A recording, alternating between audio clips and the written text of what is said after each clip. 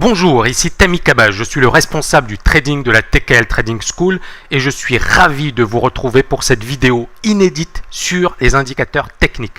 Dans cette vidéo, je vais essentiellement aborder le RSI qui est un indicateur que j'utilise depuis plus de 15 ans avec succès. Beaucoup trop de traders critiquent un peu hâtivement les indicateurs techniques. À mon sens, c'est parce qu'ils ne les maîtrisent pas du tout. Certains experts, et non des moindres, vont jusqu'à dire qu'ils ne servent à rien. Qu'en est-il vraiment? Bien, une chose est sûre, j'utilise ces indicateurs depuis plus de 15 ans et ils m'ont aidé à anticiper de nombreux retournements majeurs et à battre les meilleurs gourous de la planète. Rassurez-vous, vous n'avez pas besoin d'être un polytechnicien pour appréhender cette méthode. Cette méthode est simple, mais d'une efficacité redoutable, et c'est la raison pour laquelle je l'utilise depuis aussi longtemps. Je vous livre rapidement un petit extrait de mes anticipations. Grâce aux indicateurs techniques, j'ai réussi à anticiper le crack de 98, la fameuse crise russe, le crack de mars 2000, le crack des valeurs technologiques, le crack du 11 septembre 2001. J'étais d'ailleurs l'un des seuls de la place de Paris à anticiper la baisse. Tous les analystes techniques de la place étaient très haussiers, à tel point qu'un ami gérant m'appelle à l'époque pour me demander pourquoi es-tu si baissier alors que tous les analystes techniques sont haussiers. Et je lui ai répondu la chose suivante. Tous mes indicateurs techniques sont baissiers et j'accorde beaucoup plus de crédit à ce que me disent mes indicateurs plutôt qu'aux propos tenus par certains experts. J'adore d'ailleurs ces situations où il y a un consensus. C'est-à-dire tout le monde est haussier ou tout le monde est baissier. Parce que c'est généralement les situations les plus explosives. Quand tout le monde est positionné dans un sens, si les indicateurs techniques vous disent le contraire, faites confiance à vos indicateurs. Je vais marteler ce principe, mais je pense qu'il est d'une importance considérable. J'ai également anticipé le retournement majeur de 2003, la crise des subprimes en 2007. On verra pourquoi juste après. Je vais passer en revue plusieurs cas d'école. Je ne vais pas tout passer en revue, mais je vais tout de même vous montrer la puissance et la pertinence de ces indicateurs techniques, du RSI en particulier. Je vais vous révéler la puissance du RSI et je vais vous montrer comment je l'utilise concrètement sur les marchés. D'accord? Donc, accrochez-vous, ça va commencer. Première grande partie. Dans cette première partie, je vais justement revenir rapidement sur les règles de base que vous devez impérativement maîtriser. L'expérience, et j'insiste bien sur la notion d'expérience. L'expérience m'a prouvé qu'il ne fallait pas faire trop compliqué. La simplicité est souvent gage d'efficacité. Ceux qui ont recours à des méthodes trop sophistiquées, trop compliquées, etc., souvent leur performance est nulle. D'accord? J'enseigne à mes étudiants l'importance d'utiliser quelques indicateurs techniques que l'on maîtrise parfaitement, plutôt que de vouloir utiliser tous les indicateurs techniques de la planète, de multiples indicateurs avec des signaux peu fiables. En trading, encore une fois, la régularité est déterminante. Si vous voulez réussir, vous devez être régulier. Donc pour votre performance, je vous recommande vivement d'utiliser régulièrement la même méthode au lieu de vous éparpiller et de recourir à de multiples méthodes. Bien sûr, vous devrez vous assurer que votre méthode est performante. Donc, il y a des recherches à faire, des tests, etc. dans ce sens. Néanmoins, vous devrez, si vous voulez vraiment progresser, utiliser la même approche régulièrement. D'accord?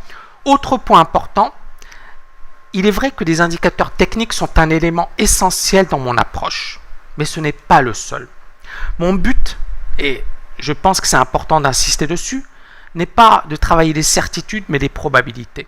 Je recherche des configurations qui ont une forte probabilité de se dessiner, pas une situation qui a une chance de 100% de se réaliser, c'est impossible. Et donc, dans mon diagnostic de marché, je fais appel au chartisme, les figures chartistes, les supports, les résistances, les double bottom, etc., les bougies japonaises. Je trouve que c'est un outil qui, lorsqu'il est bien utilisé, est extrêmement puissant. Les indicateurs techniques, je n'en utilise pas énormément. Le RSI, le stochastique, parfois le MACD, quelques moyennes mobiles et basta. La cyclicité des marchés. Autre point, l'approche contrariante, hein, ce dont je vous parlais juste avant. C'est quoi cette approche contrariante? C'est que j'aime bien combiner les indicateurs techniques avec le sentiment dominant sur les marchés. Et donc, si tous les opérateurs de la planète sont pessimistes, ou 2/3 des opérateurs sont pessimistes, si vous avez les meilleurs gourous de la planète qui vous disent c'est rouge, eh bien, je regarde mes indicateurs techniques pour rechercher du vert. D'accord? Et donc, si mes indicateurs techniques sont positifs, je sais que c'est un magnifique signal d'achat. Pourquoi? Parce que tout le monde est en train de se tromper. Donc, maîtriser toutes ces dimensions vous permettra clairement de faire la différence sur les marchés. Vous ne ferez pas partie du top 5%, parce qu'il y a également la dimension psychologique, la régularité, etc. Mais ça vous permettra tout de même de faire partie du top 20, c'est-à-dire être capable d'anticiper mieux que les pros, mieux que les gourous. D'accord? C'est déjà pas mal, mais ce n'est pas suffisant en trading. Il faut aller beaucoup plus loin. Donc, pour faire simple, les indicateurs techniques sont un indicateur de vitesse. Ils calculent la vitesse du mouvement en cours et permettent de repérer les phases d'essoufflement. Autrement dit, hein, pour imager un petit peu mes propos, lorsque je lance un objet en l'air, sa vitesse est maximale au départ. Puis, cette vitesse, elle diminue. Hein, donc, l'objet ralentit. Et la vitesse devient nulle au sommet, au plus haut. Eh bien, les indicateurs techniques permettent effectivement de traquer la même chose. Lorsque le marché s'essouffle, on peut constater que les indicateurs techniques perdent de la vitesse et se retournent à la baisse. Et cela nous indique souvent l'imminence d'un retournement. D'accord? Donc, vous devez prendre conscience que les prises sont essentiellement influencées par des facteurs psychologiques et que sur les marchés boursiers, les émotions passent souvent d'un excès à un autre. On peut très rapidement passer d'une phase d'euphorie lors des bulles spéculatives, donc bulles spéculatives, tout le monde est euphorique, tout le monde achète, à une phase de panique durant les cracks. D'ailleurs, le crack, il s'explique comment? Il s'explique par l'euphorie qui a précédé. Durant l'euphorie, tout le monde achète, tout le monde se précipite, certaines personnes s'endettent même. Et lorsque le marché se retourne, elles se retrouvent piégées avec de grosses positions et des pertes qui s'amplifient à mesure que le marché recule. D'accord? Donc, pour bien comprendre les indicateurs techniques, vous devrez impérativement maîtriser la psychologie humaine qui est, à mon sens, effectivement fondamentale. D'accord? En analyse chartiste, il est possible d'anticiper un retournement.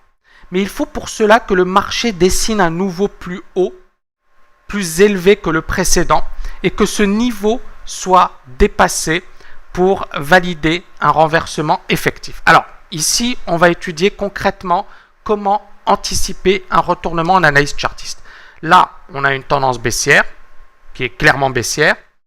Le marché casse la ligne de tendance et dessine un point bas supérieur au précédent. Le dernier point haut est également supérieur au précédent point haut. On a ensuite la cassure du précédent point haut qui marque le renversement effectif de la tendance baissière. D'accord? On passe d'une tendance baissière à une tendance haussière. C'est effectivement un bon signal. Problème, c'est que c'est un signal retardé qui nous fait rater une part importante du mouvement. Or, nous le savons bien, en trading, il est important d'anticiper. Donc, ce signal retardé qui nous fait rater une part importante du prochain mouvement, eh bien, constitue un manque à gagner considérable, mais également, si vous êtes en position et vous voulez sortir, il faut attendre la cassure du précédent point haut. Bref, il faut attendre beaucoup trop de temps et le temps, c'est de l'argent sur les marchés. Donc, les indicateurs techniques, et je dirais que c'est leur point fort, les indicateurs techniques permettent justement d'anticiper ces retournements beaucoup plus tôt. Donc, je reviens ici rapidement sur les propriétés du RSI. Le RSI permet de détecter un retournement de tendance au tout début, grâce aux divergences baissières et haussières. Il permet également de rentrer dans une tendance haussière ou baissière au bon moment grâce au repérage des supports résistance, la notion de zone de neutralité que je vais étudier juste après. D'accord? D'ailleurs, juste pour info, je reçois énormément de questions sur les paramètres que je privilégie pour le RSI. Rassurez-vous, ils sont très simples. J'utilise généralement 21 périodes, quelle que soit l'unité de temps, c'est-à-dire que vous soyez sur de l'hebdomadaire, du journalier, du mensuel, de l'horaire, du 15 minutes, du TIC, le RSI 21 est parfait. Vous pouvez parfois effectivement utiliser le 34, j'ai parfois recours au 34 quand effectivement le 21 n'est pas suffisamment clair, mais en règle générale j'utilise le RSI 21. Et puis effectivement, ce RSI 21, je l'applique au plus haut, augmenté du plus bas, augmenté de 2 fois la clôture, divisé par 4. C'est très simple. Vous pouvez le retrouver sur le logiciel d'analyse technique ProRealTime, mais également sur d'autres logiciels, je suppose. Et effectivement, c'est comme ça que je calcule le RSI. Donc vous voyez, c'est une formule très simple, rien de très compliqué. La divergence, ce concept de divergence qui à mon sens est extrêmement important. Qu'est-ce qu'elle représente? Elle représente une déconnexion entre l'évolution des cours et celle de l'indicateur. C'est-à-dire que les cours continuent de progresser alors que le RSI ou l'indicateur ne parvient pas à dessiner un nouveau plus haut. Donc il y a une déconnexion. D'un côté, on a le titre qui progresse ou qui décline fortement, et de l'autre, l'indicateur qui diverge, donc qui ne vient pas appuyer la hausse en cours. Et ça signifie un épuisement du mouvement en cours. Ici, nous allons étudier une divergence baissière sur le dollar-yen. Donc sur le dollar-yen, on voit un marché haussier qui est évident. Et on voit sur les plus hauts, le marché qui dessine un point haut légèrement supérieur au précédent. Mais sur le RSI, on voit que le dernier point haut est largement inférieur au précédent point haut, au premier point haut, ce qui effectivement constitue une divergence baissière. Et cette divergence baissière est validée en cassure de la zone de neutralité des 50%. Vous voyez cette ligne qui passe par les précédents points bas? Eh bien, cette ligne, en étant cassée, valide un signal vendeur. Et vous voyez que dès qu'elle est cassée, on a une forte baisse, un rebond en 3 et puis une accélération baissière. D'accord? D'ailleurs, pour ceux qui effectivement aiment bien le swing trading, en 3, on avait un niveau extrêmement pertinent pour jouer la baisse, d'accord, pour shorter le marché parce qu'on avait un point haut, un risque faible, un potentiel assez élevé. Nous allons à présent étudier la divergence haussière. Donc la divergence haussière, c'est l'inverse. Le marché baisse fortement, dessine un nouveau point bas, tandis que le RSI ne dessine pas de nouveau point bas, donc il diverge par rapport au cours boursier. Donc l'oscillateur dessine une tendance haussière alors que les cours continuent de baisser. La validation de la divergence, c'est en cassure de la zone de neutralité des 50%. Et comme on peut le constater effectivement sur le CAC 40, cela a validé un superbe signal acheteur.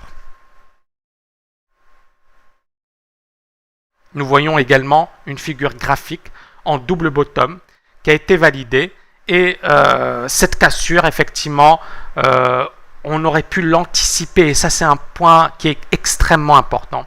On aurait pu l'anticiper avec l'indicateur technique. C'est-à-dire que l'indicateur technique a validé la divergence avant même la validation de la figure chartiste. Donc, pour revenir sur le résultat précédent, quand je vous parlais des signaux qui sont retardés avec l'analyse chartiste, grâce aux indicateurs techniques, vous pouvez anticiper des mouvements chartistes ou des signaux chartistes. Et vous savez que c'est effectivement très puissant. Pourquoi? Parce que le signal chartiste, tout le monde le connaît, tout le monde va en profiter. Et donc lorsque le mouvement aura accéléré, il sera déjà trop tard. Mais vous aurez la chance d'être déjà dedans, d'être déjà positionné, ce qui n'est pas négligeable. Attention, attention, attention. Vous devrez recourir de manière prudente aux divergences.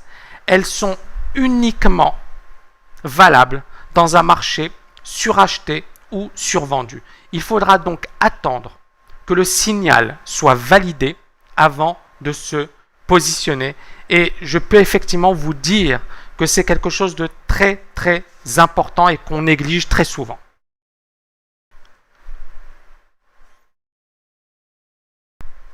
Vous devrez prendre vos précautions lors du recours aux divergences. Je vois trop souvent des débutants faire n'importe quoi avec les indicateurs techniques et c'est la raison pour laquelle vous devrez recourir de manière prudente aux divergences. Alors il y a un autre concept que j'aime beaucoup qui est la zone de neutralité. C'est un concept extrêmement puissant que j'utilise depuis de nombreuses années.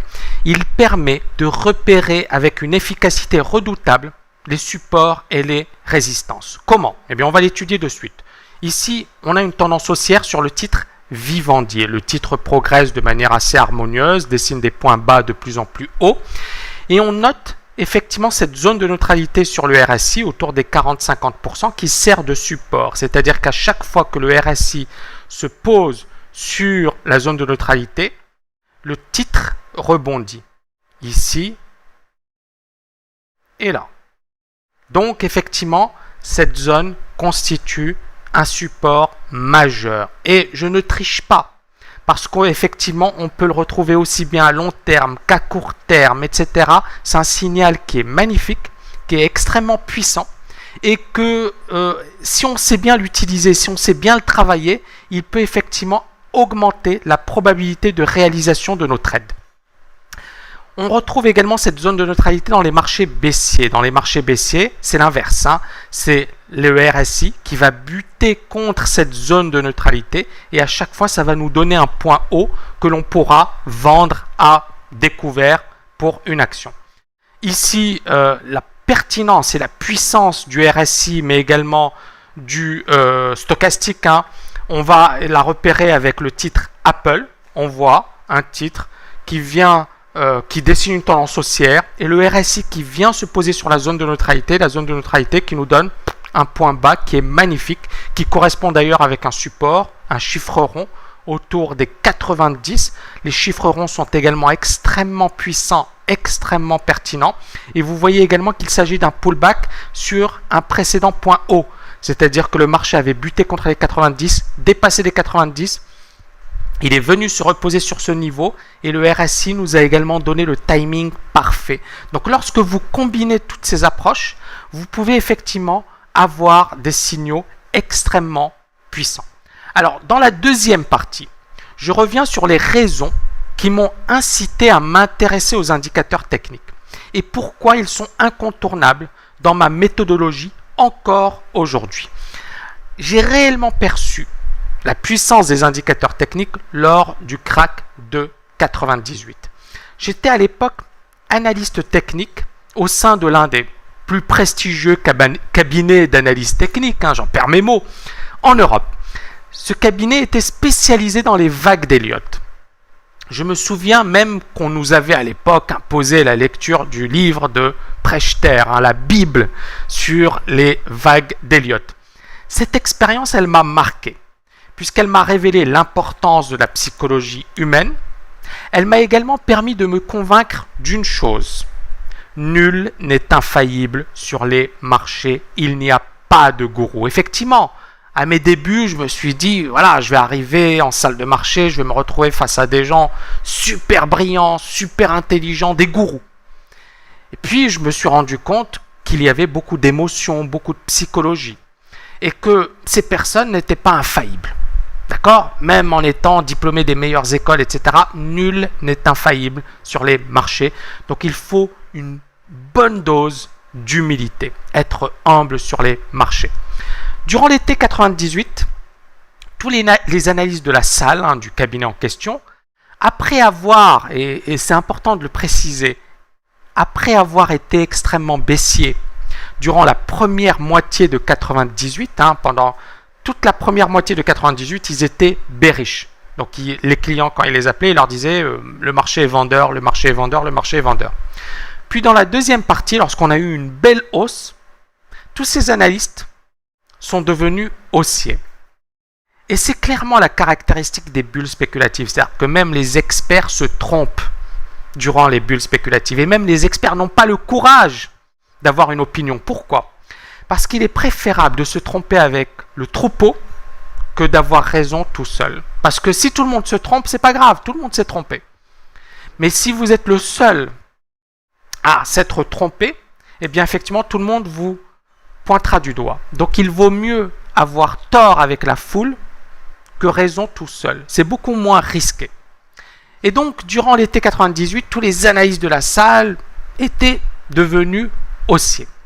Et lorsque la bulle débute, et ça c'est important, ça c'est un cas d'école, lorsqu'une bulle débute, la plupart des analystes et des gérants sont pessimistes.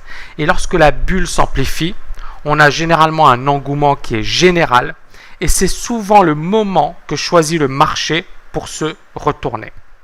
D'accord ? Pour ma part, j'ai opéré à contre-courant en étant haussier durant la première moitié de 1998, puis baissier par la suite. Et je vais vous révéler juste après les raisons. Une chose est sûre, il est difficile d'être contrariant car vous ne vous faites pas beaucoup d'amis.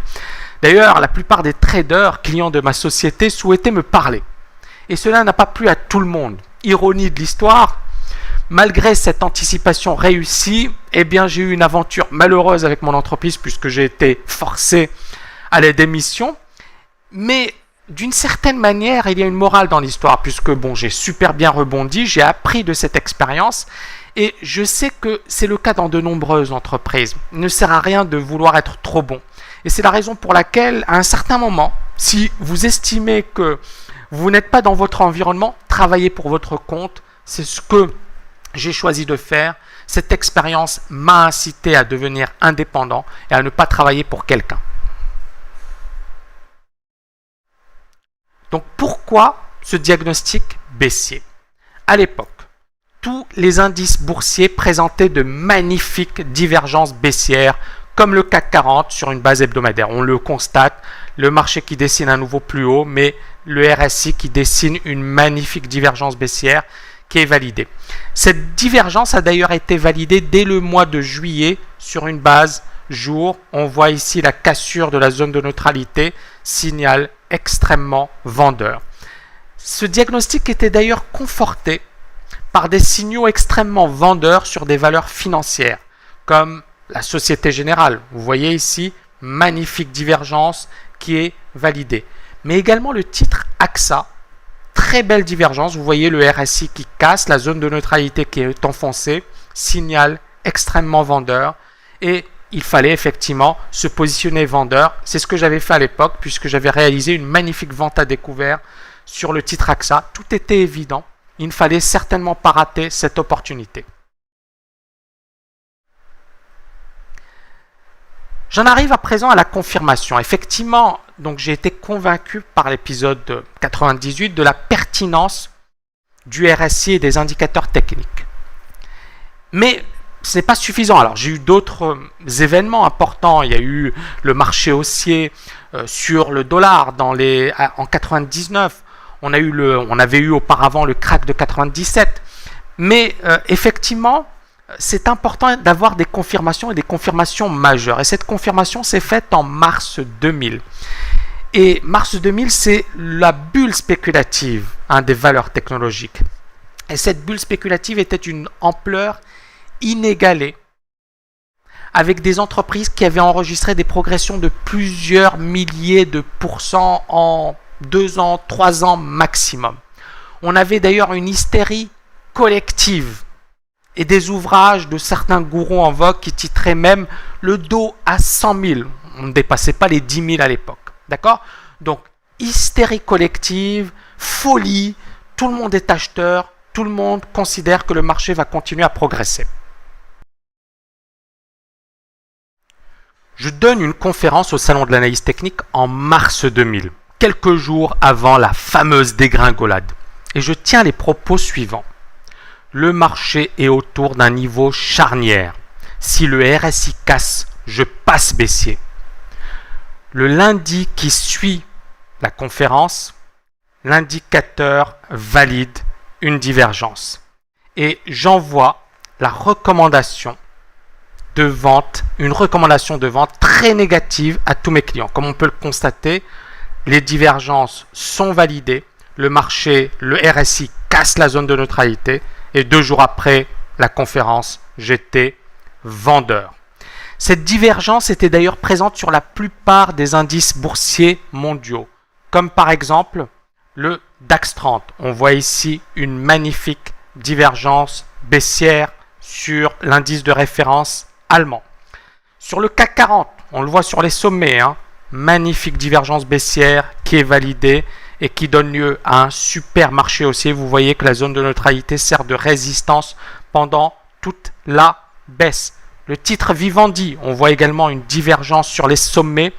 La divergence qui est validée, le titre Vivendi qui s'effondre. Je sais qu'il y a énormément de petits actionnaires qui avaient acheté le titre autour de 100, 120 euros.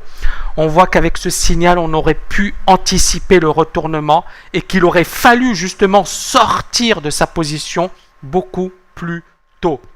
Cet épisode de mars 2000 m'a prouvé l'efficacité des indicateurs techniques une fois de plus. Il m'a prouvé que dans les situations excessives, les indicateurs techniques étaient d'une efficacité redoutable et qu'il fallait à tout prix les utiliser. Mon conseil, et vous pouvez effectivement le prendre en compte, vous n'êtes pas obligé, mais je pense qu'il vaut mieux le prendre en compte. Mon conseil, c'est que quand les meilleurs experts de la planète vous disent « c'est la fin du monde », étudiez d'abord les indicateurs techniques avant de suivre leurs conseils. Ou alors quand ils vous disent inversement, quand ils vous disent il faut acheter, le Dow Jones va monter à 100 000, étudiez les indicateurs techniques. Ayez toujours cet esprit contrariant. Pensez contre le consensus. D'accord ? Le plus important, c'est le marché. Évitez de suivre les consensus. Vous verrez que si vous suivez ce conseil, vous irez très très loin. Alors, il y a une question que me posent beaucoup de personnes. La question c'est la suivante, c'est les indicateurs techniques sont-ils encore efficaces à l'ère des algorithmes de trading, ces robots de trading? Vous avez plein de physiciens, de mathématiciens aujourd'hui dans les salles de marché. Et effectivement, la question se pose. D'accord? Et cette question, elle est tout à fait légitime. Et certains experts vont même jusqu'à dire que la structure des marchés a complètement changé, que l'analyse technique ne sert à rien, etc. Qu'en est-il vraiment? Durant l'été 2007, je termine de rédiger mon bouquin « L'art du trading ». Et je note un phénomène étonnant. À l'époque, on a de nombreuses divergences baissières sur les valeurs bancaires, sur les indices boursiers, etc. Et certaines divergences étaient déjà validées. Alors, rappelez-vous, on a eu l'épisode de 2000, c'était le précédent vrai crack. Ensuite, de 2003 à 2007, le marché n'a fait que monter. Donc, on a eu un super marché haussier. Et puis, premier épisode de retournement baissier, 2007. Et vrai retournement, un retournement puissant. Et puis là, j'ai tous mes indicateurs techniques qui sont catastrophiques. Et là, je me dis, aïe, ça sent pas bon. D'accord? Et à la même période, en 2007, juillet 2007, on a énormément de fonds quantitatifs qui font faillite. Les fonds quantitatifs, ce sont ces fonds gérés par des algorithmes, par ces PhD, donc docteurs en physique, quantique, etc., qui se sont reconvertis dans la finance. Et ces gens-là font faillite. Moi, je me dis, bon, on nous explique que les marchés ont changé, que ces gens-là vont révolutionner la finance, et ils font tous faillite. Pourquoi? La réponse est simple. C'est que ces personnes ont suivi les mêmes formations, développent les mêmes systèmes, et donc, quelque part, ils se positionnent généralement dans le même sens. Et lorsque le marché ne fait pas ce à quoi il s'attendait, qu'est-ce qui se passe? Eh bien, ils perdent gros. Et donc, à l'époque, ironie du sort, le fonds quantitatif de Goldman Sachs, la célèbre banque anglo-saxonne, perd 2 milliards de dollars. Donc, le fonds géré par des robots. Et ce sont les traders discrétionnaires, donc des traders comme vous, comme moi, des humains, qui vont compenser la perte en réalisant un gain de 4 milliards de dollars en pariant sur la baisse. La morale de l'histoire, c'est quoi? C'est que finalement, le robot, il ne fait que ce qu'on lui demande de faire. Mais il y a toujours cette intuition humaine, cette expérience, ce savoir-faire. Et ça, la machine, vous ne pouvez pas tout lui transmettre. D'accord? Par contre, en devenant un professionnel du trading, eh bien, vous serez capable effectivement d'anticiper ce type de mouvement. À l'époque, mon diagnostic était très baissier. Je vous montre les choses de manière extrêmement honnête, extrêmement transparente. Pourquoi mon diagnostic était baissier? Bien là, regardez. On a le graphique du CAC 40. On a le MACD qui casse un niveau très important, un gros support sur lequel le MACD s'était posé depuis 2003-2004. D'accord? Donc un gros support. Pour la première fois, on le casse. Pour moi, signal très vendeur. D'ailleurs, durant l'été 2007, on peut aller plus loin. On a tous les économistes qui nous disent c'est une exagération. Même Patrick Artus, le célèbre économiste, qui nous dit rien sur le plan fondamental ne permet de justifier la baisse. Merci monsieur Artus, mais l'expérience m'a prouvé que quand quelqu'un nous dit rien sur le plan fondamental ne permet de justifier la baisse, c'est qu'il y a parfois des raisons cachées qui vont effectivement apparaître, mais bien plus tard, ou parfois tout simplement le marché qui psychologiquement a envie de progresser ou de baisser. Tout simplement, on n'a pas besoin d'avoir des fondamentaux pour appuyer une raison. Je vais effectivement développer ce point juste après. Sur une base hebdomadaire, donc vous voyez magnifique divergence sur le CAC 40 baissière. Cette divergence a été validée. On a la cassure de la zone de neutralité et un retournement majeur du CAC 40. Le signal était limpide. Il ne fallait pas développer d'algorithmes de trading extrêmement sophistiqués. Il ne fallait pas faire des études extrêmement pointues. Il fallait juste avoir du recul, le courage de prendre la position, le courage de la voir, de la percevoir. Parce que beaucoup de gens, lorsqu'ils voient ce signal, ils n'ont pas envie d'y croire. Ou alors ils écoutent les Patrick Artus et compagnie. Écoutez ce que vous dit le marché. C'est le plus important. La Société Générale qui donne un signal similaire. On voit une magnifique divergence. On voit la cassure de la zone de neutralité par le RSI. Divergence baissière qui est validée. Signal qui est extrêmement clair, extrêmement limpide. Aucune ambiguïté. Je pense que vous serez d'accord avec moi. Enfin, la banque Morgan Stanley, donc banque d'affaires américaine très célèbre, très connue.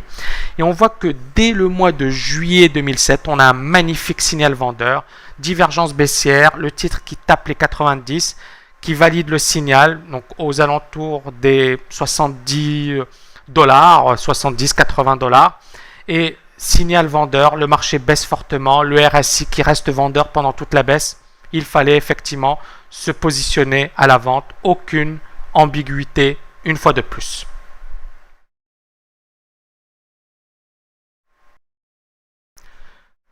J'ai envie, pour effectivement, avant de faire cette transition vers la quatrième partie, de dire, j'ai rencontré pas mal de personnes qui expliquent que l'analyse technique n'est efficace qu'à court terme, des économistes ou même des professionnels de marché qui nous expliquent que l'analyse technique n'est efficace qu'à court terme. Moi, j'ai envie de leur dire, vous n'avez rien compris à l'analyse technique. Et j'espère que les précédents exemples vous ont convaincu que l'analyse technique pouvait être extrêmement puissante à long terme et que ces personnes devraient se plonger dans la lecture de mes bouquins parce qu'effectivement, il y a plein d'exemples qui leur permettront de prouver le contraire. Alors, je sais que malgré ces exemples, il y a toujours des personnes qui sont sceptiques, qui se disent c'est trop facile, ils nous montrent des exemples concrets, etc. Là, je vais revenir sur quelques analyses, notamment des analyses publiques faites au salon de l'analyse technique.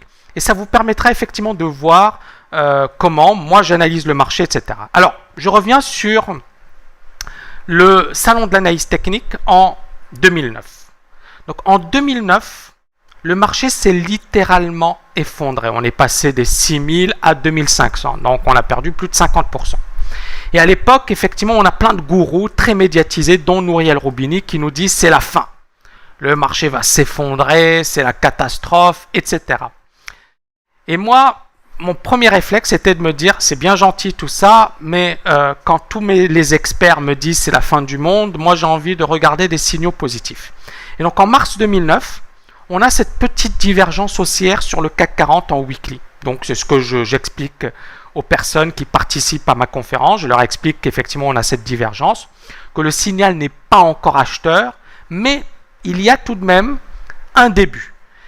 Mais je leur montre le graphique du pétrole. Et je leur dis ce signal est très très acheteur. Le pétrole était passé, pour rappel, de 150 $ à 30 $ au plus bas. Et puis là, on a un petit retournement. Vous voyez cette divergence qui est magnifique et qui est validée. Et pour moi, c'est un signal très positif et il fallait être sur le qui-vive. Pourquoi? Parce que le pétrole, c'est un indicateur avancé de la santé de l'économie. Quand l'économie se reprend, généralement, il y a une demande plus importante pour le pétrole. Et donc, à partir de là, on a effectivement un retour de la croissance. Donc, qui dit hausse du pétrole dit probable reprise économique.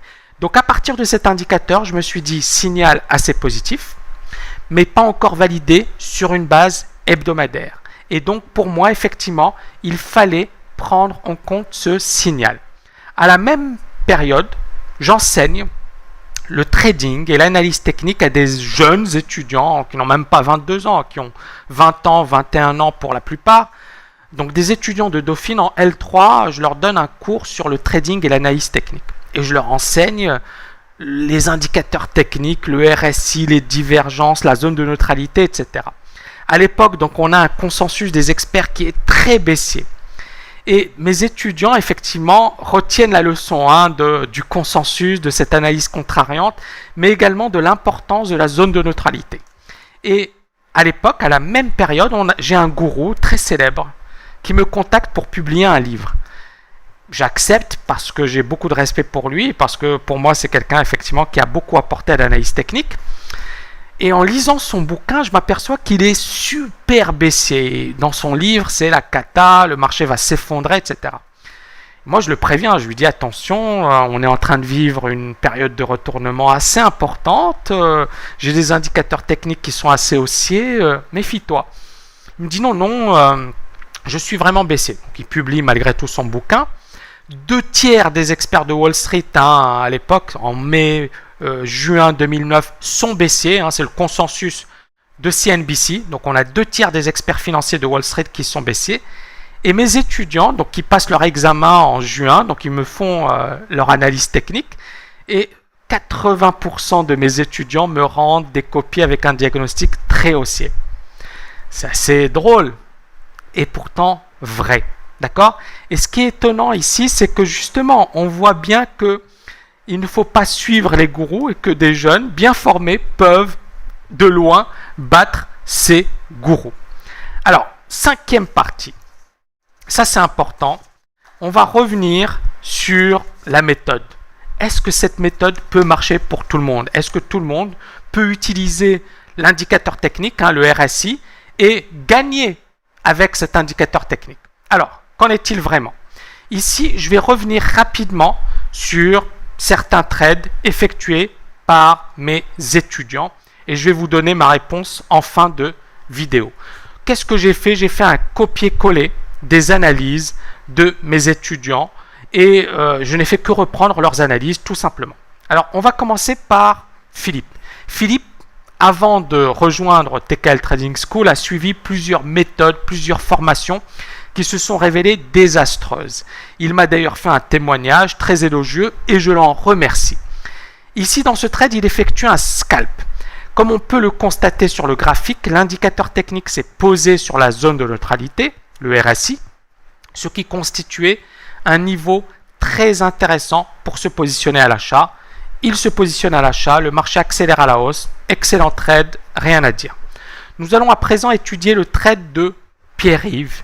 Pierre-Yves, c'est un étudiant très discipliné, très rigoureux et personnellement, je suis convaincu par son potentiel. Alors, il nous fait un trade qui est magnifique. Pourquoi? Parce que l'indicateur technique vient se poser sur la zone de neutralité et il n'y avait aucune ambiguïté sur le signal. Donc, un trade assez facile.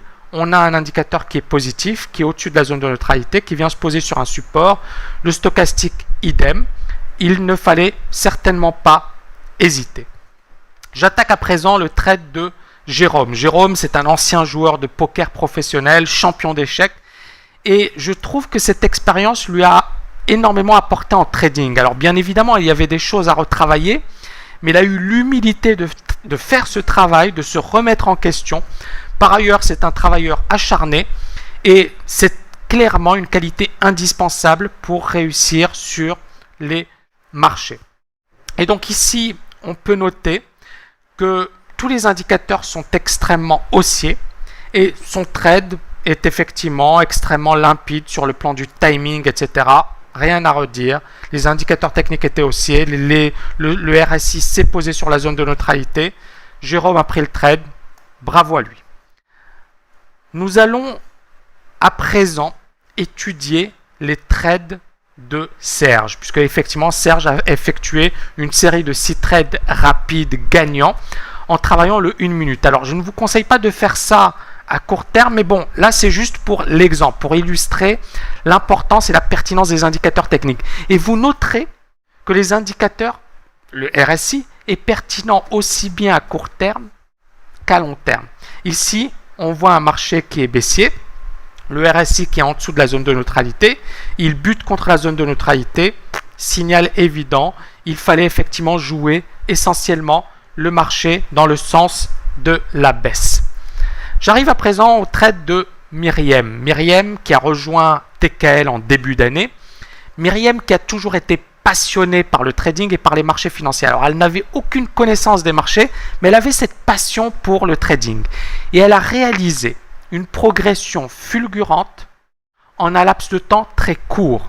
Alors ce que j'aime chez Myriam, c'est qu'elle publie quotidiennement ses trades, elle analyse le marché rigoureusement et cela lui a permis de progresser mais à vitesse grand V. Dans ce papier, elle évoque 2 trades gagnants. Le premier trade est une vente sur l'or. Vous voyez le RSI 21, on est en dessous de la zone de neutralité, aucun problème. Le stochastique, idem, donc signaux très vendeurs. Elle fait son trade et effectivement, le trade se révèle un trade gagnant. Le deuxième trade est un trade sur le câble. Alors, vous pouvez constater la divergence haussière sur le RSI, la zone de neutralité qui est cassée, le signal qui est acheteur, accélération assez importante, assez puissante du câble. Magnifique trade acheteur de Myriam sur le câble. Nous allons à présent étudier le trade de Nathalie. Alors, Nathalie qui est psychologue de formation et qui a toujours été fascinée par les marchés. Elle décide d'ailleurs de nous rejoindre début 2012. C'est une travailleuse acharnée. Elle a également réalisé des progrès considérables. Et comme Myriam, elle était une parfaite débutante. Aucune formation en finance, elle ne vient pas de ce monde. Et franchement, quand je vois les progrès réalisés par mes étudiants, je me dis ils sont certainement bien meilleurs que beaucoup de personnes qui travaillent dans la finance, parce que quand on voit les analyses erronées et de certains gourous, on peut se poser des questions. Donc effectivement, TKL Trading ne forme pas seulement au trading, elle peut également vous former à l'analyse de marché. Alors ici, il s'agit effectivement de 2 trades gagnants. Et donc sur le S&P, sur le dollar suisse. On va les étudier en détail. Donc ici, effectivement, on voit un achat sur le dollar suisse. Magnifique divergence, trade assez limpide. Nathalie a acheté. Et effectivement, il n'y avait aucune ambiguïté. Alors ici, le deuxième trade, j'ai repris un autre trade, c'est un trade, une vente sur le dollar canadien. Idem. Vous voyez le RSI qui casse la zone de neutralité, qui est très vendeur. C'est limpide, aucune ambiguïté. Il fallait vendre le dollar canadien. Enfin, j'arrive au trade de Thierry. D'ailleurs, Thierry a l'humilité de dire bol ou TKL attitude, mais bon, je dirais travail. Pourquoi? Parce que Thierry est un travailleur acharné. Il est très observateur, très méthodique. Il a décortiqué mes cours. Il me pose plein de questions. Et je pense que c'est la règle, la solution. Pour réussir dans un domaine, vous devez travailler dur. Vous devez vous poser les bonnes questions. Vous devrez effectuer vos recherches, etc. Chez TKL, on essaie de vous aider au maximum, d'accord? Et le but, c'est justement de diminuer cette phase d'apprentissage qui, à mon sens, est clé. Thierry effectue un trade gagnant sur le Crédit Agricole, donc on voit que les indicateurs techniques sont limpides et que effectivement les signaux étaient assez clairs. Ce qui est intéressant avec ce signal, c'est que justement, on peut utiliser ce RSI sur tous les marchés, les futurs, les actions, les CFD, le Forex, les matières premières, etc. Le RSI fonctionne à merveille, c'est un indicateur qui est extrêmement pertinent, extrêmement puissant, et j'espère que d'ailleurs vous avez pu constater la puissance du RSI, et je vous conseille vivement de l'intégrer à votre panoplie d'indicateurs. Attention, recourir à un indicateur ne suffit pas pour battre les marchés, vous devez également être rigoureux, discipliné, patient, etc. Alors, je suis ravi d'avoir, comment dirais-je, animé cette vidéo. Je vous remercie de votre attention. Si vous avez aimé, n'hésitez pas à cliquer, ça me fera super plaisir. Vous pouvez également laisser un commentaire, me poser une question. J'y répondrai avec grand plaisir. À très bientôt et merci pour tout. Beaucoup, qui est la zone de neutralité. C'est un concept extrêmement puissant que j'utilise depuis de nombreuses années. Il permet de repérer avec une efficacité redoutable les supports et les résistances. Comment? Eh bien, on va l'étudier de suite.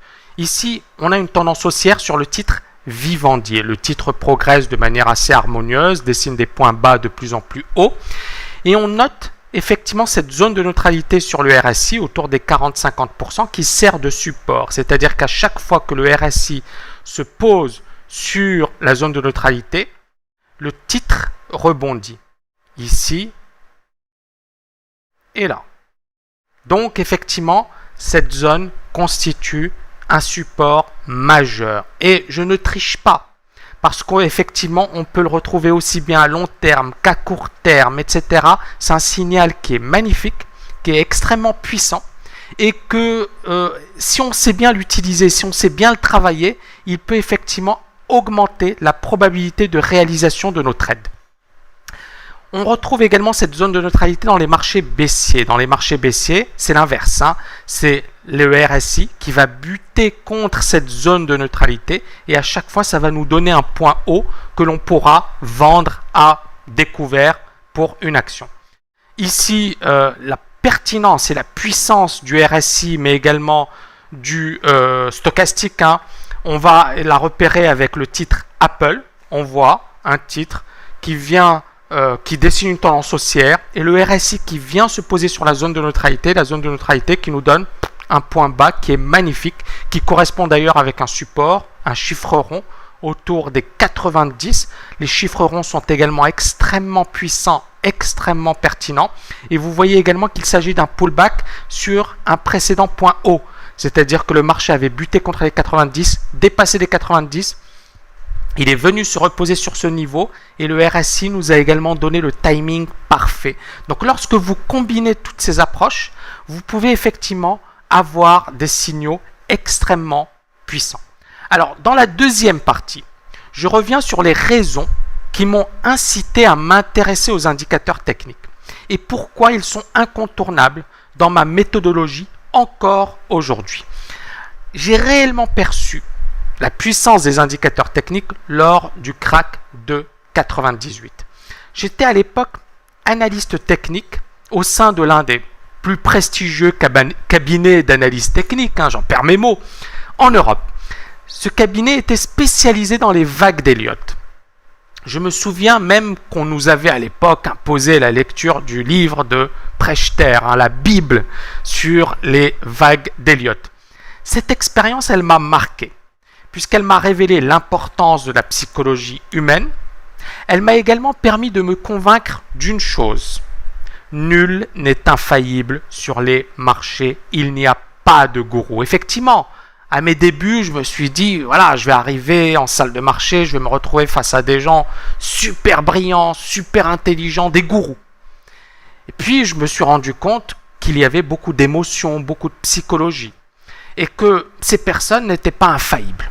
D'accord? Même en étant diplômé des meilleures écoles, etc., nul n'est infaillible sur les marchés. Donc, il faut une bonne dose d'humilité, être humble sur les marchés.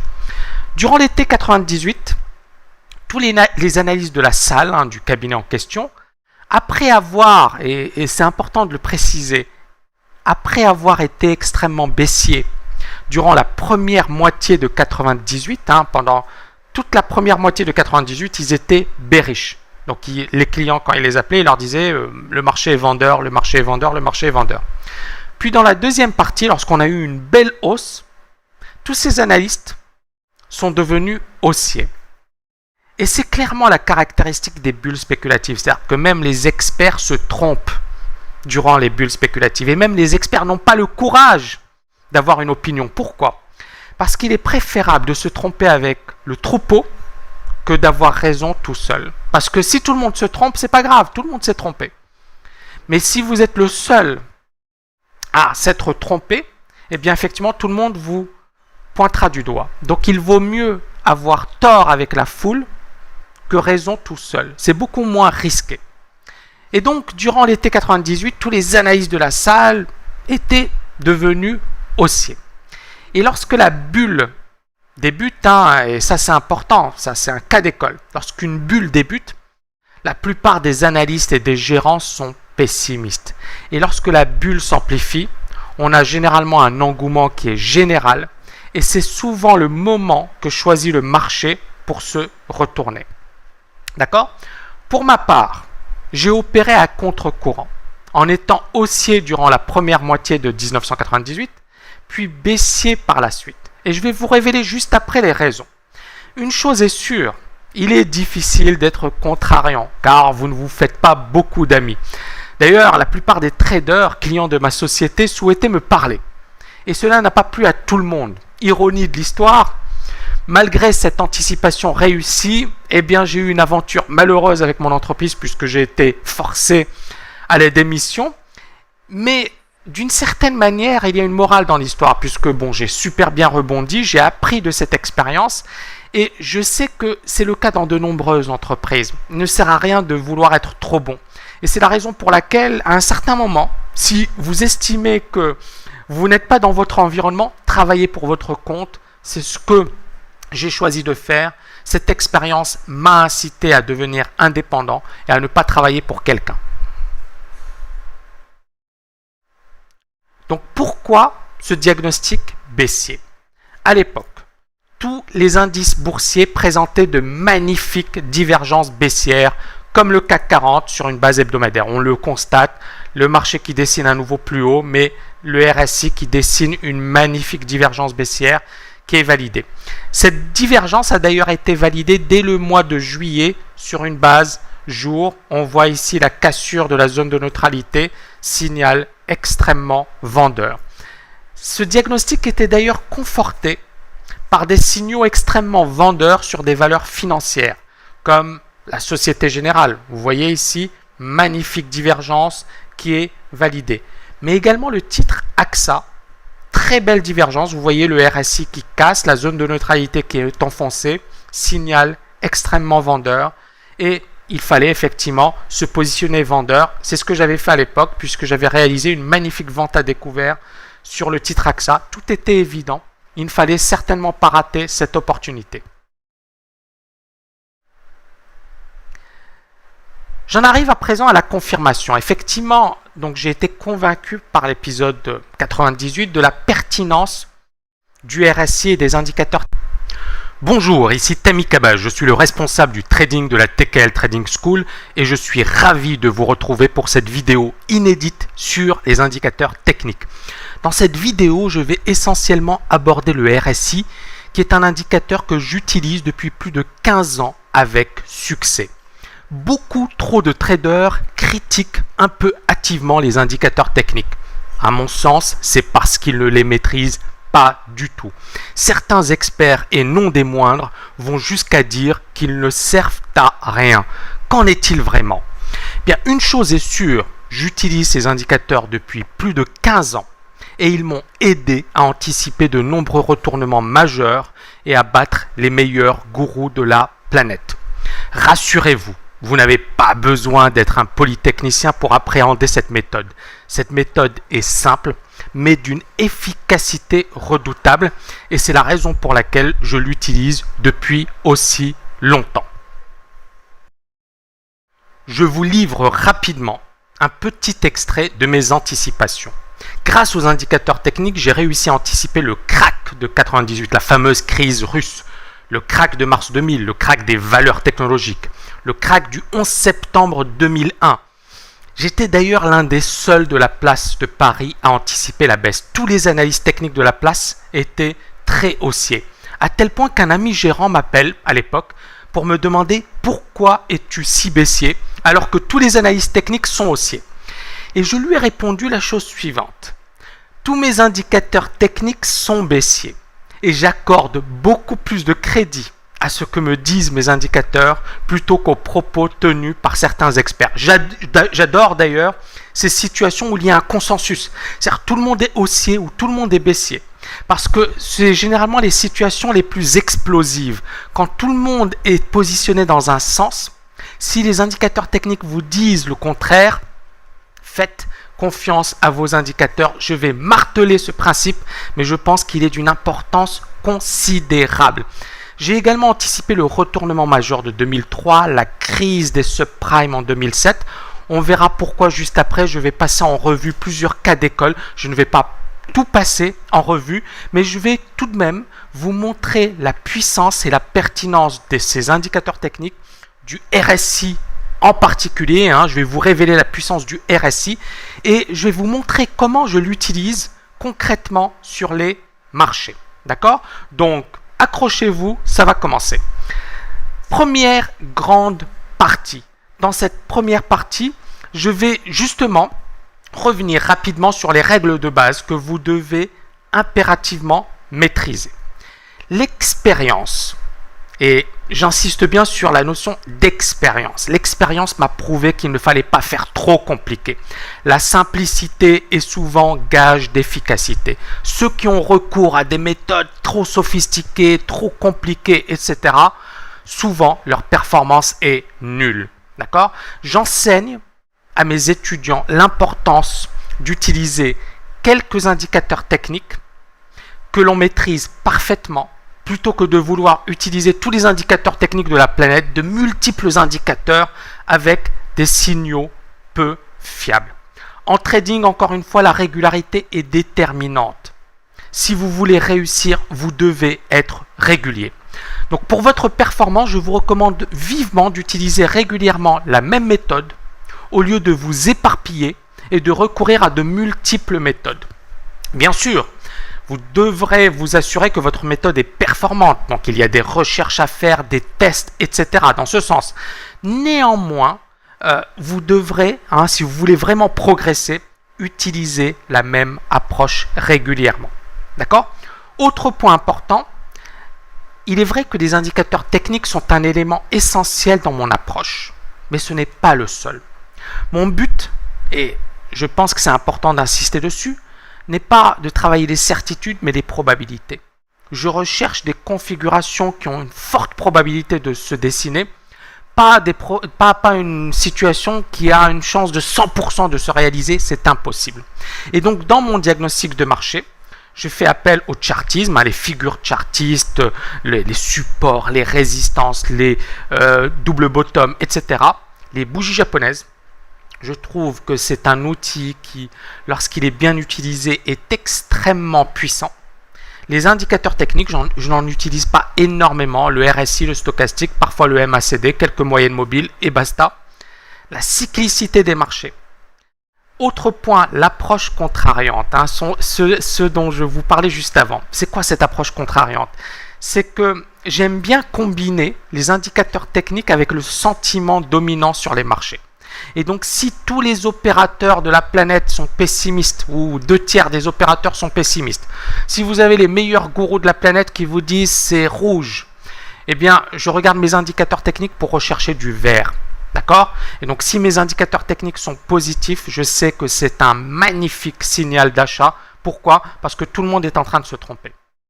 Donc, maîtriser toutes ces dimensions vous permettra clairement de faire la différence sur les marchés. Vous ne ferez pas partie du top 5%, parce qu'il y a également la dimension psychologique, la régularité, etc. Mais ça vous permettra tout de même de faire partie du top 20, c'est-à-dire être capable d'anticiper mieux que les pros, mieux que les gourous. D'accord ? C'est déjà pas mal, mais ce n'est pas suffisant en trading. Il faut aller beaucoup plus loin. Donc, pour faire simple, les indicateurs techniques sont un indicateur de vitesse. Ils calculent la vitesse du mouvement en cours et permettent de repérer les phases d'essoufflement. Autrement dit, pour imager un petit peu mes propos, lorsque je lance un objet en l'air, sa vitesse est maximale au départ. Puis, cette vitesse, elle diminue, donc l'objet ralentit. Et la vitesse devient nulle au sommet, au plus haut. Eh bien, les indicateurs techniques permettent effectivement de traquer la même chose.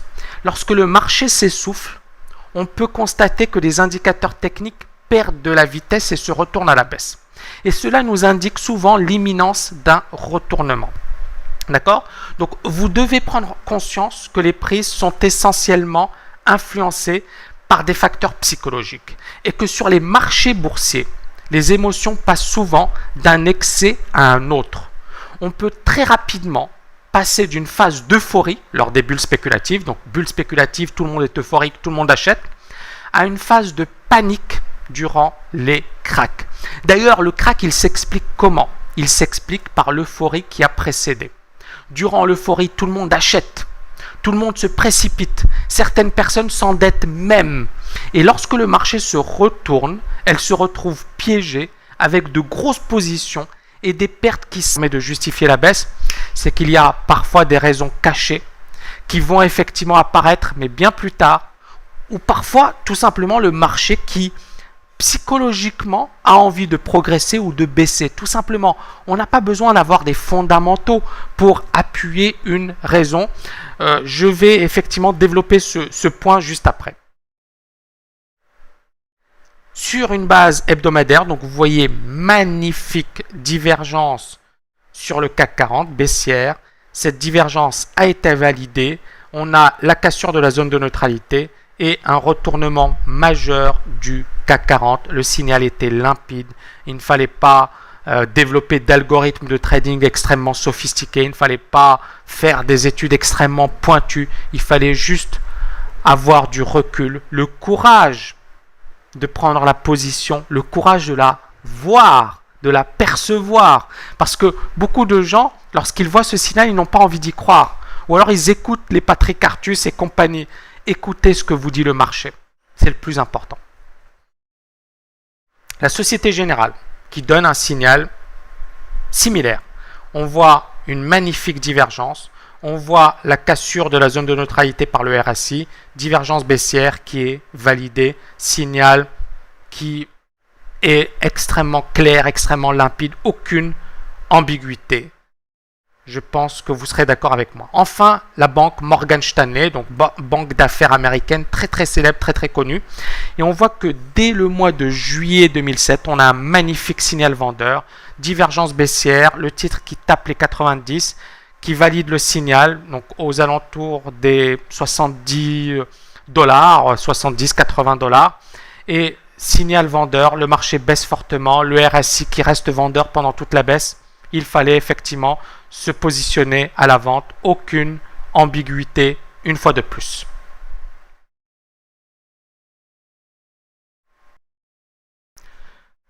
J'ai envie, pour effectivement, avant de faire cette transition vers la quatrième partie, de dire, j'ai rencontré pas mal de personnes qui expliquent que l'analyse technique n'est efficace qu'à court terme, des économistes ou même des professionnels de marché qui nous expliquent que l'analyse technique n'est efficace qu'à court terme.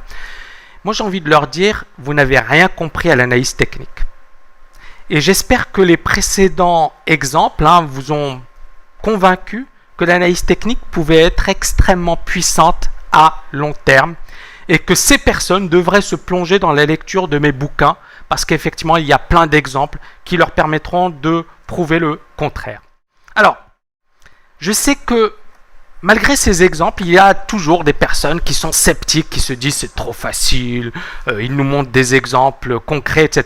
Là, je vais revenir sur quelques analyses, notamment des analyses publiques faites au salon de l'analyse technique, et ça vous permettra effectivement de voir comment moi j'analyse le marché, etc. Alors, je reviens sur le salon de l'analyse technique en 2009. Donc en 2009, le marché s'est littéralement effondré. On est passé des 6000 à 2500. Donc on a perdu plus de 50%. Et à l'époque, effectivement, on a plein de gourous très médiatisés, dont Nouriel Roubini, qui nous disent c'est la fin. Le marché va s'effondrer, c'est la catastrophe, etc. Et moi, mon premier réflexe était de me dire c'est bien gentil tout ça, mais quand tous les experts me disent c'est la fin du monde, moi j'ai envie de regarder des signaux positifs. Et donc en mars 2009, on a cette petite divergence haussière sur le CAC 40 en weekly. Donc c'est ce que j'explique aux personnes qui participent à ma conférence. Je leur explique qu'effectivement on a cette divergence, que le signal n'est pas encore acheteur, mais il y a tout de même un début. Mais je leur montre le graphique du pétrole. Et je leur dis ce signal est très très acheteur. Le pétrole était passé, pour rappel, de 150 $ à 30 $ au plus bas. Et puis là, on a un petit retournement, vous voyez cette divergence qui est magnifique et qui est validée. Et pour moi, c'est un signal très positif et il fallait être sur le qui-vive. Pourquoi? Parce que le pétrole, c'est un indicateur avancé de la santé de l'économie. Quand l'économie se reprend, généralement, il y a une demande plus importante pour le pétrole et donc à partir de là, on a effectivement un retour de la croissance. Donc, qui dit hausse du pétrole dit probable reprise économique. Donc à partir de cet indicateur, je me suis dit signal assez positif, mais pas encore validé sur une base hebdomadaire. Et donc pour moi, effectivement, il fallait prendre en compte ce signal. À la même période, j'enseigne le trading et l'analyse technique à des jeunes étudiants qui n'ont même pas 22 ans, qui ont 20 ans, 21 ans pour la plupart. Donc des étudiants de Dauphine en L3, je leur donne un cours sur le trading et l'analyse technique. Et je leur enseigne les indicateurs techniques, le RSI, les divergences, la zone de neutralité, etc.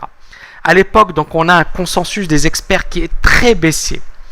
Et mes étudiants, effectivement, retiennent la leçon du consensus, de cette analyse contrariante, mais également de l'importance de la zone de neutralité. Et à l'époque, à la même période, j'ai un gourou très célèbre qui me contacte pour publier un livre. J'accepte parce que j'ai beaucoup de respect pour lui, parce que pour moi c'est quelqu'un effectivement qui a beaucoup apporté à l'analyse technique. Et en lisant son bouquin, je m'aperçois qu'il est super baissier. Dans son livre, c'est la cata, le marché va s'effondrer, etc. Moi je le préviens, je lui dis attention, on est en train de vivre une période de retournement assez importante, j'ai des indicateurs techniques qui sont assez haussiers, méfie-toi. Il me dit non, je suis vraiment baissier. Donc, il publie malgré tout son bouquin. 2/3 des experts de Wall Street à l'époque, en juin 2009, sont baissiers. C'est le consensus de CNBC. Donc on a 2/3 des experts financiers de Wall Street qui sont baissiers. Et mes étudiants, donc qui passent leur examen en juin, donc ils me font leur analyse technique. Et 80% de mes étudiants me rendent des copies avec un diagnostic très haussier. C'est assez drôle et pourtant vrai. D'accord? Et ce qui est étonnant ici, c'est que justement, on voit bien que il ne faut pas suivre les gourous et que des jeunes bien formés peuvent de loin battre ces gourous. Alors, 5e partie. Ça, c'est important. On va revenir sur la méthode. Est-ce que cette méthode peut marcher pour tout le monde? Est-ce que tout le monde peut utiliser l'indicateur technique, le RSI, et gagner avec cet indicateur technique? Alors, qu'en est-il vraiment? Ici, je vais revenir rapidement sur certains trades effectués par mes étudiants et je vais vous donner ma réponse en fin de vidéo. Qu'est-ce que j'ai fait? J'ai fait un copier-coller des analyses de mes étudiants et je n'ai fait que reprendre leurs analyses tout simplement. Alors, on va commencer par Philippe. Philippe, avant de rejoindre TK Technique. Mais ce n'est pas suffisant. Alors, j'ai eu d'autres événements importants. Il y a eu le marché haussier sur le dollar en 99. On avait eu auparavant le crack de 97. Mais effectivement, c'est important d'avoir des confirmations et des confirmations majeures. Et cette confirmation s'est faite en mars 2000. Et mars 2000, c'est la bulle spéculative des valeurs technologiques. Et cette bulle spéculative était d'une ampleur inégalée, avec des entreprises qui avaient enregistré des progressions de plusieurs milliers de pourcents en 2 ans, 3 ans maximum. On avait d'ailleurs une hystérie collective et des ouvrages de certains gourous en vogue qui titraient même le dos à 100 000. On ne dépassait pas les 10 000 à l'époque. D'accord? Donc, hystérie collective, folie, tout le monde est acheteur, tout le monde considère que le marché va continuer à progresser. Je donne une conférence au Salon de l'analyse technique en mars 2000, quelques jours avant la fameuse dégringolade. Et je tiens les propos suivants. Le marché est autour d'un niveau charnière. Si le RSI casse, je passe baissier. Le lundi qui suit la conférence, l'indicateur valide une divergence. Et j'envoie la recommandation de vente, une recommandation de vente très négative à tous mes clients. Comme on peut le constater, les divergences sont validées. Le marché, le RSI casse la zone de neutralité. Et 2 jours après la conférence, j'étais vendeur. Cette divergence était d'ailleurs présente sur la plupart des indices boursiers mondiaux, comme par exemple le DAX 30. On voit ici une magnifique divergence baissière sur l'indice de référence allemand. Sur le CAC 40, on le voit sur les sommets, magnifique divergence baissière qui est validée et qui donne lieu à un super marché haussier. Vous voyez que la zone de neutralité sert de résistance pendant toute la baisse. Le titre Vivendi, on voit également une divergence sur les sommets. La divergence qui est validée, le titre Vivendi qui s'effondre. Je sais qu'il y a énormément de petits actionnaires qui avaient acheté le titre autour de 100, 120 euros. On voit qu'avec ce signal, on aurait pu anticiper le retournement et qu'il aurait fallu justement sortir de sa position beaucoup plus tôt. Cet épisode de mars 2000 m'a prouvé l'efficacité des indicateurs techniques une fois de plus. Il m'a prouvé que dans les situations excessives, les indicateurs techniques étaient d'une efficacité redoutable et qu'il fallait à tout prix les utiliser. Mon conseil, et vous pouvez effectivement le prendre en compte, vous n'êtes pas obligé, mais je pense qu'il vaut mieux le prendre en compte.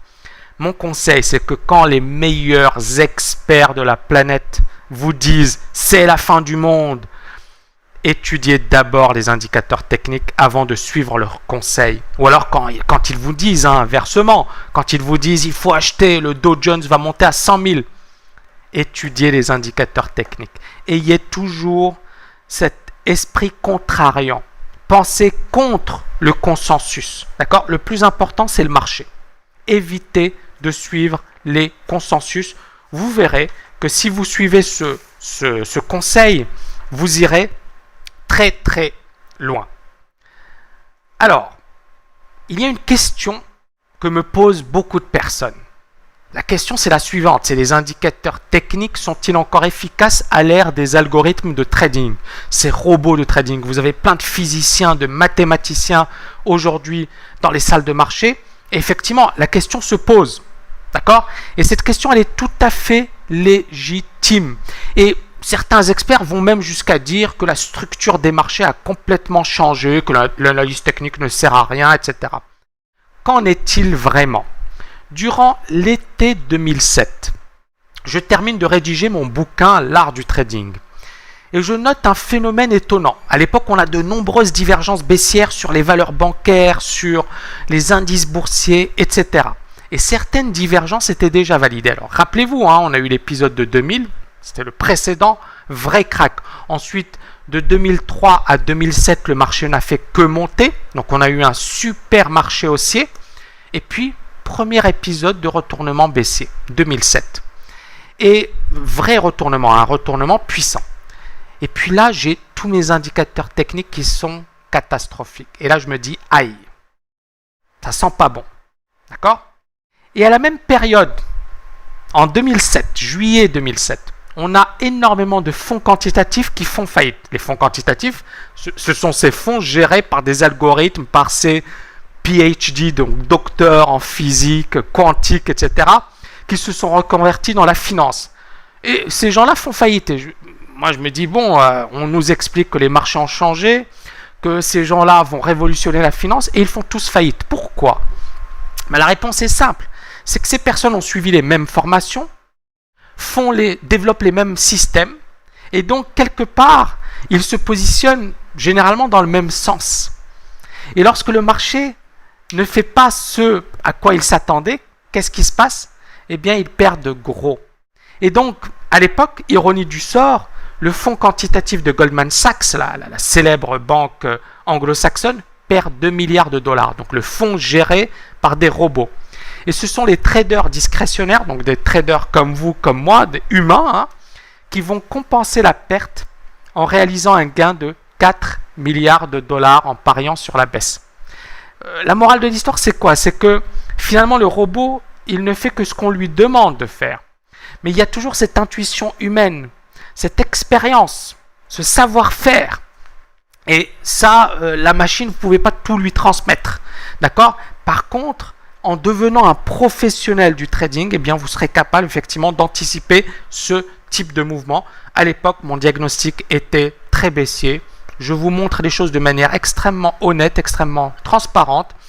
Pourquoi mon diagnostic était baissier? Eh bien là, regardez. On a le graphique du CAC 40. On a le MACD qui casse un niveau très important, un gros support sur lequel le MACD s'était posé depuis 2003-2004. D'accord? Donc un gros support. Pour la première fois, on le casse. Pour moi, signal très vendeur. D'ailleurs, durant l'été 2007, on peut aller plus loin. On a tous les économistes qui nous disent c'est une exagération. Même Patrick Artus, le célèbre économiste, qui nous dit rien sur le plan fondamental ne permet de justifier la baisse. Merci monsieur Artus, mais l'expérience m'a prouvé que quand quelqu'un nous dit rien sur le plan fondamental ne permet, s'amplifie à mesure que le marché recule. D'accord? Donc pour bien comprendre les indicateurs techniques, vous devrez impérativement maîtriser la psychologie humaine qui est à mon sens effectivement fondamentale. D'accord? En analyse chartiste, il est possible d'anticiper un retournement. Mais il faut pour cela que le marché dessine un nouveau plus haut, plus élevé que le précédent et que ce niveau soit dépassé pour valider un renversement effectif. Alors, ici, on va étudier concrètement comment anticiper un retournement en analyse chartiste. Là, on a une tendance baissière qui est clairement baissière. Le marché casse la ligne de tendance et dessine un point bas supérieur au précédent. Le dernier point haut est également supérieur au précédent point haut. On a ensuite la cassure du précédent point haut qui marque le renversement effectif de la tendance baissière. D'accord? On passe d'une tendance baissière à une tendance haussière. C'est effectivement un bon signal. Problème, c'est que c'est un signal retardé qui nous fait rater une part importante du mouvement. Or, nous le savons bien, en trading, il est important d'anticiper. Donc, ce signal retardé qui nous fait rater une part importante du prochain mouvement, eh bien, constitue un manque à gagner considérable, mais également, si vous êtes en position et vous voulez sortir, il faut attendre la cassure du précédent point haut. Bref, il faut attendre beaucoup trop de temps et le temps, c'est de l'argent sur les marchés. Donc, les indicateurs techniques, et je dirais que c'est leur point fort, les indicateurs techniques permettent justement d'anticiper ces retournements beaucoup plus tôt. Donc, je reviens ici rapidement sur les propriétés du RSI. Le RSI permet de détecter un retournement de tendance au tout début, grâce aux divergences baissières et haussières. Il permet également de rentrer dans une tendance haussière ou baissière au bon moment, grâce au repérage des supports résistance, la notion de zone de neutralité que je vais étudier juste après. D'accord? D'ailleurs, juste pour info, je reçois énormément de questions sur les paramètres que je privilégie pour le RSI. Rassurez-vous, ils sont très simples. J'utilise généralement 21 périodes, quelle que soit l'unité de temps, c'est-à-dire que vous soyez sur de l'hebdomadaire, du journalier, du mensuel, de l'horaire, du 15 minutes, du TIC, le RSI 21 est parfait. Vous pouvez parfois effectivement utiliser le 34, j'ai parfois recours au 34 quand effectivement le 21 n'est pas suffisamment clair, mais en règle générale j'utilise le RSI 21. Et puis effectivement, ce RSI 21, je l'applique au plus haut, augmenté du plus bas, augmenté de 2 fois la clôture, divisé par 4. C'est très simple. Vous pouvez le retrouver sur le logiciel d'analyse technique Pro Realtime, mais également sur d'autres logiciels, je suppose. Et effectivement, c'est comme ça que je calcule le RSI. Donc vous voyez, c'est une formule très simple, rien de très compliqué. La divergence, ce concept de divergence qui à mon sens est extrêmement important. Qu'est-ce qu'elle représente? Elle représente une déconnexion entre l'évolution des cours et celle de l'indicateur. C'est-à-dire que les cours continuent de progresser alors que le RSI ou l'indicateur ne parvient pas à dessiner un nouveau plus haut. Donc il y a une déconnexion. D'un côté, on a le titre qui progresse ou qui décline fortement, et de l'autre, l'indicateur qui diverge, donc qui ne vient pas appuyer la hausse en cours. Et ça signifie un épuisement du mouvement en cours. Ici, nous allons étudier une divergence baissière sur le dollar-yen. Donc sur le dollar-yen, on voit un marché haussier qui est évident. Et on voit sur les plus hauts, le marché qui dessine un point haut légèrement supérieur au précédent. Mais sur le RSI, on voit que le dernier point haut est largement inférieur au précédent point haut, au premier point haut, ce qui effectivement constitue une divergence baissière. Et cette divergence baissière est validée en cassure de la zone de neutralité des 50%. Vous voyez cette ligne qui passe par les précédents points bas? Eh bien, cette ligne, en étant cassée, valide un signal vendeur. Et vous voyez que dès qu'elle est cassée, on a une forte baisse, un rebond en 3, et puis une accélération baissière. D'accord? D'ailleurs, pour ceux qui effectivement aiment bien le swing trading, en 3, on avait un niveau extrêmement pertinent pour jouer la baisse, d'accord, pour shorter le marché, parce qu'on avait un point haut, un risque faible, un potentiel assez élevé. Nous allons à présent étudier la divergence haussière. Donc la divergence haussière, c'est l'inverse. Le marché baisse fortement, dessine un nouveau point bas, tandis que le RSI ne dessine pas de nouveau point bas, donc il diverge par rapport aux cours boursiers. Donc l'oscillateur dessine une tendance haussière alors que les cours continuent de baisser. La validation de la divergence, c'est en cassure de la zone de neutralité des 50%. Et comme on peut le constater effectivement sur le CAC 40, cela a validé un superbe signal acheteur. Nous voyons également une figure graphique en double bottom qui a été validée. Et cette cassure, effectivement, on aurait pu l'anticiper. Et ça, c'est un point qui est extrêmement important. On aurait pu l'anticiper avec l'indicateur technique. C'est-à-dire que l'indicateur technique a validé la divergence avant même la validation de la figure chartiste. Donc pour revenir sur le résultat précédent, quand je vous parlais des signaux qui sont retardés avec l'analyse chartiste, grâce aux indicateurs techniques, vous pouvez anticiper des mouvements chartistes ou des signaux chartistes. Et vous savez que c'est effectivement très puissant. Pourquoi? Parce que le signal chartiste, tout le monde le connaît, tout le monde va en profiter. Et donc lorsque le mouvement aura accéléré, il sera déjà trop tard. Mais vous aurez la chance d'être déjà dedans, d'être déjà positionné, ce qui n'est pas négligeable. Attention, attention, attention. Vous devrez recourir de manière prudente aux divergences. Elles sont uniquement valables dans un marché suracheté ou survendu. Il faudra donc attendre que le signal soit validé avant de se positionner.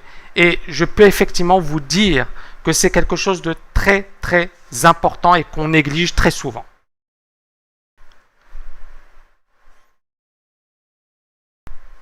Vous devrez prendre vos précautions lors du recours aux divergences. Je vois trop souvent des débutants faire n'importe quoi avec les indicateurs techniques et c'est la raison pour laquelle vous devrez recourir de manière prudente aux divergences. Alors il y a un autre concept que j'aime